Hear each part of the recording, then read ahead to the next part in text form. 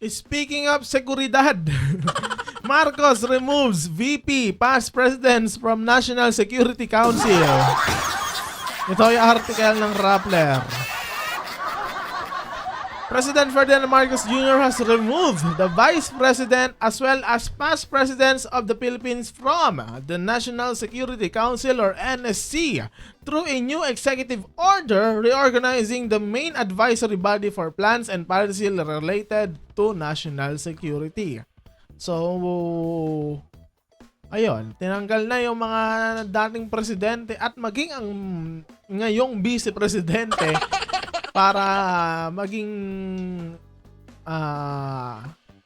magkaroon ng posisyon sa National Security Council. Ano ngayon? Charot lang. The EO issued on December 30 but made public only on Friday, January 3. So, noong December 30 pa pala tong executive order na to. Pero may process yan. May banking days. Banking days? Ano yung bank?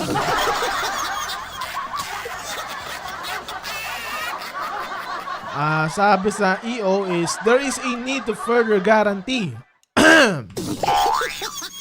that the NSC remains a resilient national security institution capable of adapting to evolving challenges and opportunities both domestically and internationally. So, sinasabi lang nito na wala silang kapasidad para mag-adapt sa mga bagong pagsubok. The EO added that it was important to ensure that its council members uphold and protect national security and sovereignty, thereby fostering an environment conducive to effective governance and stability. Kasi naman yung dalawang tinanggal parang walang paki sa seguridad ng Pilipinas. Ang gusto lang nila yung chaching. In the context of the current Marcos administration, this means that both Vice President Sara Duterte and her father, former President Rodrigo Duterte, are no longer members of the NSC. Yun yung tinutukoy kong dalawa kanina. Two other former Philippine presidents are still living. So, dalawa na lang yung living legends. Yan ay si Joseph Erap Estrada and Gloria Macapagal Arroyo, under whose term the NSC was last restructured. Arroyo is a staunch ally of the Duterte. Kaya din pala, tatlo pala silang ano.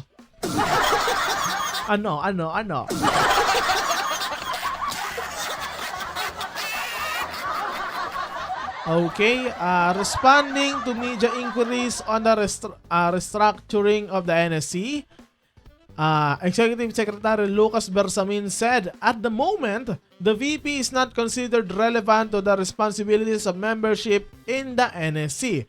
So, hindi naman pala siya relevant sa mga, di ba?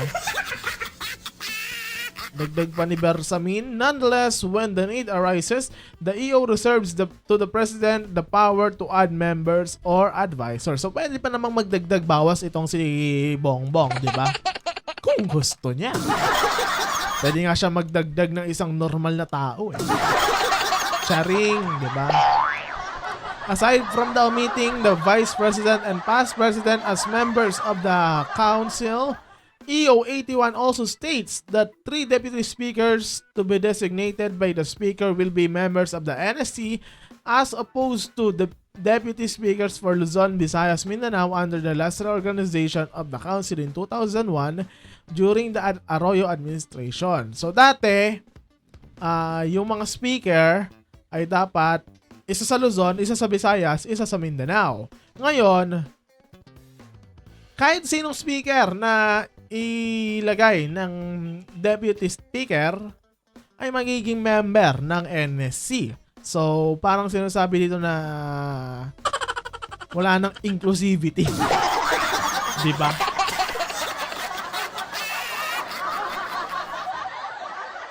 So, So, di ko na babasahin kung ano-ano yung mga natirang positions. Masyado mahaba. Basahin nyo sa article ng Rappler.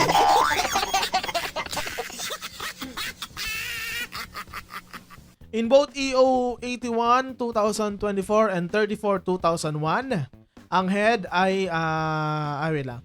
The heads of the National Intelligence Coordinating Agency, the Armed Forces of the Philippines, Philippine National Police, National Bureau of Investigation are to attend NSC meetings to advise and assist in its deliberations. Yun yung task ng mga heads ng mga sangay ng pamahalaan na yan. The new EO adds that the Governor of the Bangko Sentral ng Pilipinas may be invited to be part of NSC meetings. Hoy, ba't kaya? Bakit kaya? Bakit i-invite ang Governor ng BSP? So, yun yung bago. So, may natanggal, may nadagdag. Meeting lang to, meeting ah. The Vice President is also no longer part of the NSC's Executive Committee according to EO 81.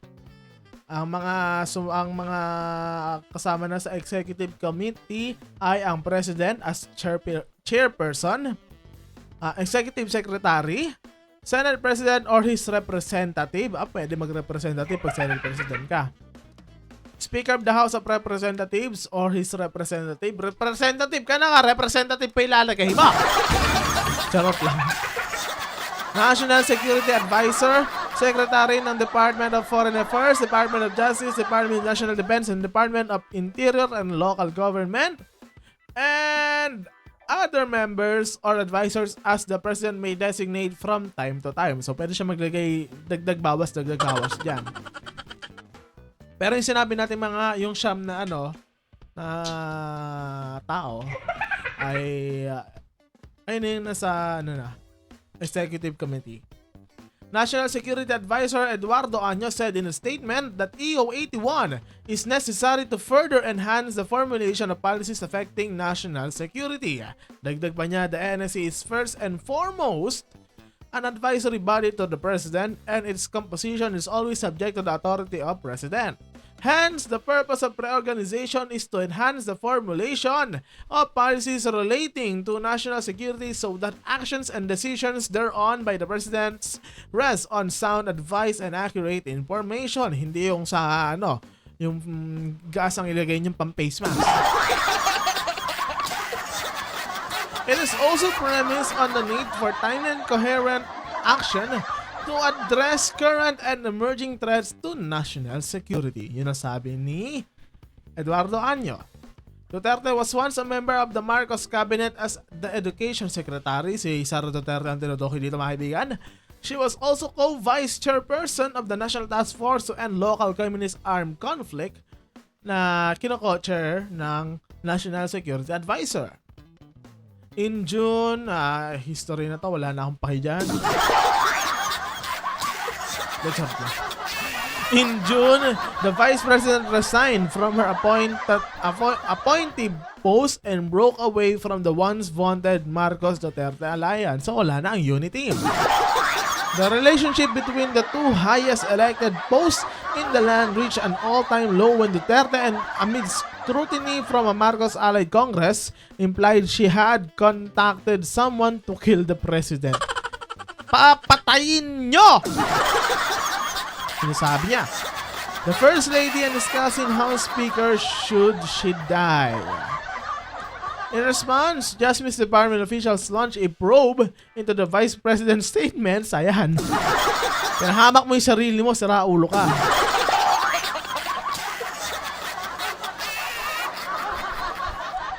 And outlined her possible legal liability. So, maaari siyang makasuhan.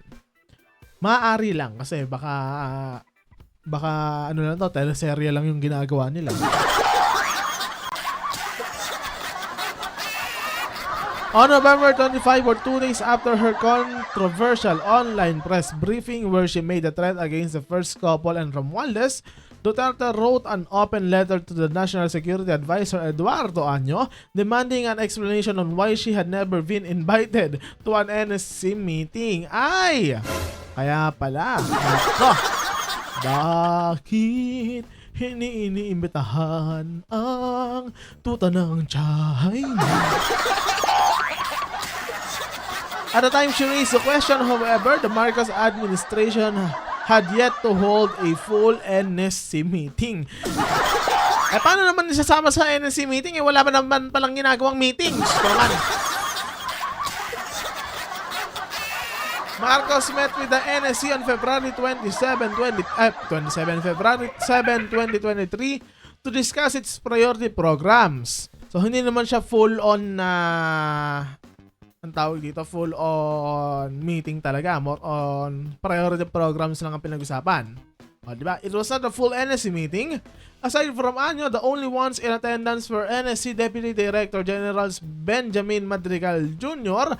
and Nestor Jerico, Marlo Guloy, as well as NTF LCAC Executive Director Ernesto Torres Jr. and key palace officials. Yun lang yung kasama sa meeting, hindi kasama dun sa yung 10 binanggit ko kanina. Days after her daughter's online meltdown in November and the Marcos administration's response to it, former President Duterte called for military and police intervention to protect the Constitution. Sinasabi lang dito na wag sanang ibahin. Wag sanang magkaroon ng Chacha ba yun? Tama. Chacha. Hindi, charger change yun. Sa Consti. Yung pagpapalit ng Constitution. Amid what he described as a fractured government but stopped just short of explicitly advocating for a coup d'etat. So ayun, ano masasabi niyo sa pag-reorganize ni Bongbong sa National Security Council? Comment down below.